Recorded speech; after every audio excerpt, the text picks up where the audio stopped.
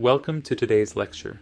We're diving deep into one of the most provocative works of philosophy, Friedrich Nietzsche's On the Genealogy of Morality, specifically its first essay, often called Good and Evil, Good and Bad.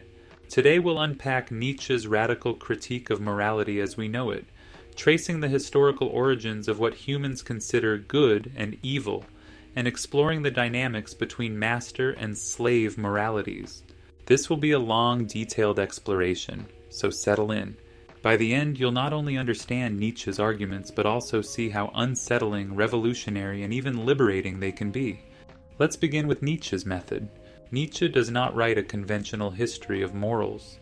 He's not interested in simply cataloging moral codes or telling us who decided what is right or wrong at any given time. Instead, he performs what he calls a genealogy.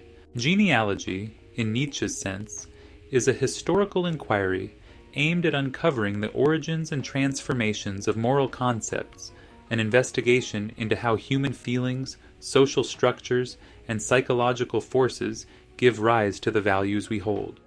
Nietzsche's method is intentionally provocative. He refuses to accept moral values as eternal truths. He treats morality as a human creation, born out of particular circumstances, power relations, and psychological drives.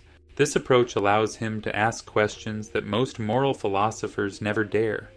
Why do we call certain actions good and others evil? Are these judgments universal, or are they contingent, shaped by social hierarchies and historical forces? Now, Nietzsche opens the first essay by contrasting two moral perspectives that he labels master morality and slave morality. This distinction is fundamental. To understand it, we need to go back to the earliest societies, long before modern morality, where human groups lived in clear hierarchies. In master morality, the good is defined by the powerful, the noble, and the strong. Nietzsche argues that in early aristocratic societies, the ruling classes did not need to ask whether they were good or bad. Their strength, courage, and ability to dominate were inherently valued. To them, good meant noble, strong, life-affirming, and flourishing. By contrast, bad simply meant weak, common, and contemptible. There was no moral judgment in the modern sense, no universal moral law, no guilt. Bad was just the absence of the noble qualities the masters prized. Think of it like this. In ancient chieftain societies or warrior elites, the word good would describe a brave leader, a skilled fighter, someone whose life exerted power and influence. Bad was not evil in a moral sense. It was simply ordinary, powerless, and unremarkable. In Nietzsche's view, this is the original morality direct, life-affirming, and untainted by resentment. But Nietzsche does not stop there. He asks, if master morality is so simple and natural, where did the modern concepts of evil and guilt come from? And here, Nietzsche introduces the revolutionary idea of slave morality. Slave morality arises not from the strong, but from the weak, the oppressed, and those who lack power and influence. These individuals cannot define the world according to their strength. Instead, they react to the dominance of others. Slave morality, Nietzsche explains, is fundamentally reactive. It is a morality born out of resentment, a deep, simmering resentment and envy of those who are powerful. Unable to express their power positively, the weak invert the values of the strong. What the masters call good, the nobles call themselves by virtue of strength, skill, and power, the weak relabel as evil. And what the masters call bad, the powerless, the weak, and the oppressed relabel as good, celebrating humility, meekness, and suffering as virtues. Here is a concrete example. Imagine an ancient peasant observing a proud, rich warrior lord. The warrior embodies confidence, strength, and dominance, the very essence of master morality. The peasant, oppressed and powerless, cannot emulate this strength. Instead, he cultivates a moral framework that praises his own qualities, humility, patience, endurance, and piety, and condemns the warrior's pride and assertiveness as evil. This inversion is the foundation of slave morality. Nietzsche stresses that slave morality is reactive and fundamentally life-denying. Unlike master morality, which celebrates strength and vitality, slave morality arises from weakness. Its central value is not self-expression, but survival under oppression. Slave morality thus elevates qualities like patience, humility, and obedience, and punishes or condemns dominance, pride, and self-assertion. It creates a moral world in which suffering is sanctified and weakness becomes a virtue. To better understand this, we must also examine the historical psychology Nietzsche proposes. Slave morality did not emerge overnight. It developed gradually over centuries among oppressed populations. The driving force behind it is ressentiment, a complex mixture of anger, envy, and impotence. The weak could not act directly against their oppressors, so they redefined their oppression as a moral victory. They morally condemn the strengths of the powerful as sinful or evil, thereby giving themselves a psychological triumph. This is not just theoretical. Nietzsche traces the origin of slave morality to the rise of Judaism in the ancient world. He identifies the priestly caste as the creators of moral concepts that would later influence Christianity. Priests, he argues, were physically weak but psychologically powerful.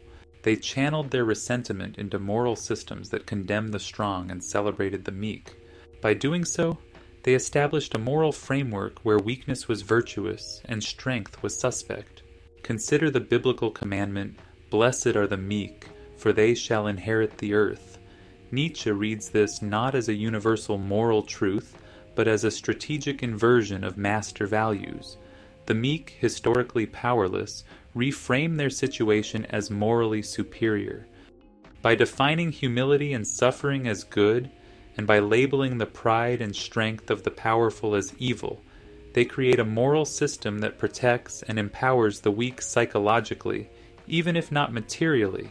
Another essential concept Nietzsche introduces in Part 1 is the origin of guilt and bad conscience. In master morality, there is no guilt. A noble individual does not feel remorse for being strong or powerful. Actions are judged by their consequences in life, not by abstract moral laws. But the rise of slave morality changes this fundamentally. As the weak impose their moral framework, they also introduce the notion of guilt.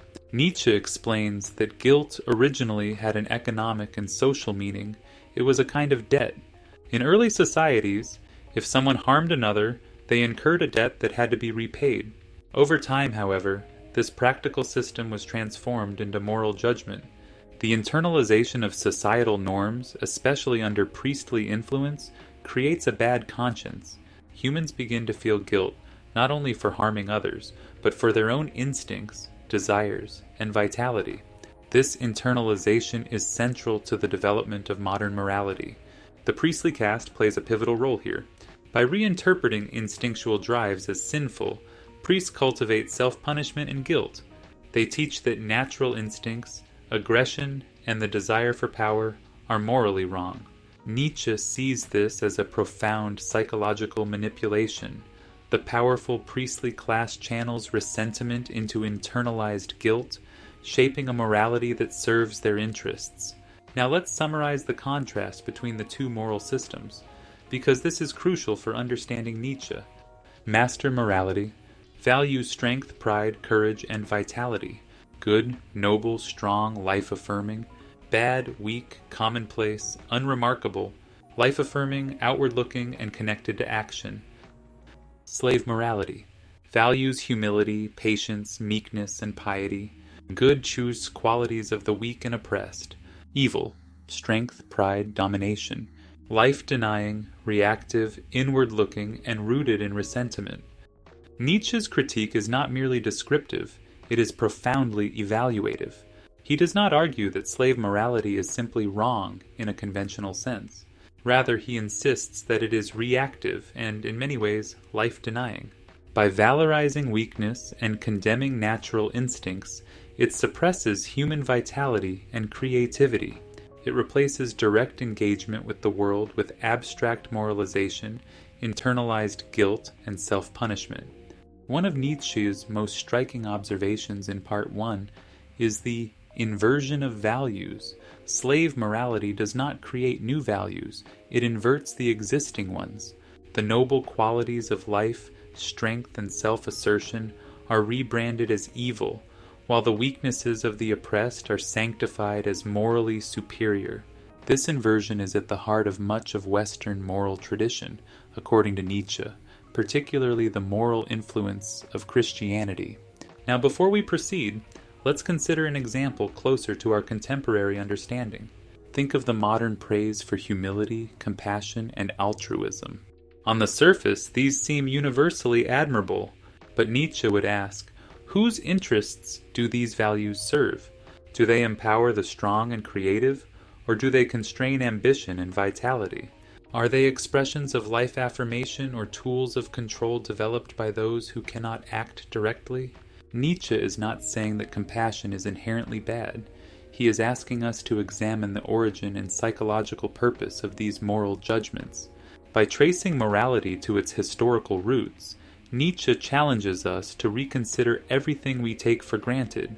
He asks, if the concepts of good and evil are not absolute but contingent, if they emerged from social power struggles and psychological dynamics, what does this mean for our ethical life today? Can we create a morality that affirms life, strength, and creativity without succumbing to resentment? This leads naturally into Nietzsche's later reflections in the first essay on the psychology of punishment. He observes that punishment in early societies was external. It was a tool for repayment or deterrence. Over time, punishment became internalized. Humans developed a sense of guilt and responsibility, turning themselves into self-punishing agents. Nietzsche links this process to the rise of religion, particularly the priestly moral systems that valorized suffering, guilt, and self-denial. In Part 1, Nietzsche also examines the etymology of moral concepts. He traces good and evil back to linguistic and cultural roots, showing how moral language itself carries historical power. Words are not neutral labels, but instruments of psychological and social domination. To understand morality, we must study not only actions and institutions, but the very words we use to frame life as good or evil. Let me illustrate this with an example Nietzsche gives regarding the concept of noble. Originally, noble referred to those with hereditary strength and power. Over time, through the influence of slave morality, the concept of nobility became associated with moral virtue, humility, selflessness, and piety. The meaning of the word shifted dramatically, revealing how morality evolves not from reason but from social pressures, psychological strategies, and power dynamics. By the end of Part 1, Nietzsche leaves us with unsettling questions. Are our moral judgments our own, or inherited from systems designed to control us? Are we unconsciously living by slave morality, valuing weakness and self-denial, while condemning vitality and strength? And if so, can we transcend these inherited moral frameworks to create a new life-affirming morality? Nietzsche does not provide simple answers in Part 1.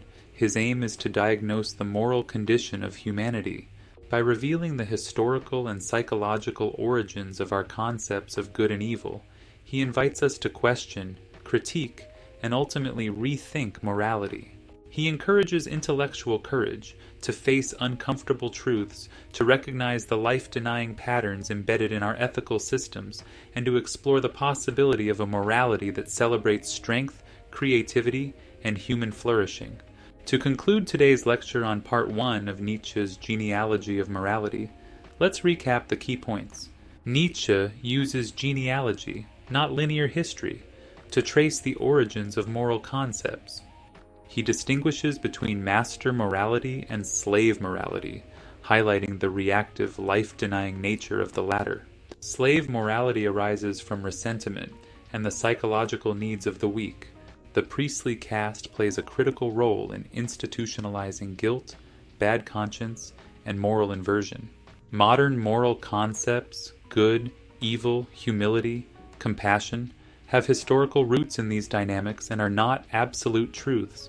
Nietzsche challenges us to critically examine these inherited moral frameworks and consider the possibility of creating a new, life-affirming morality.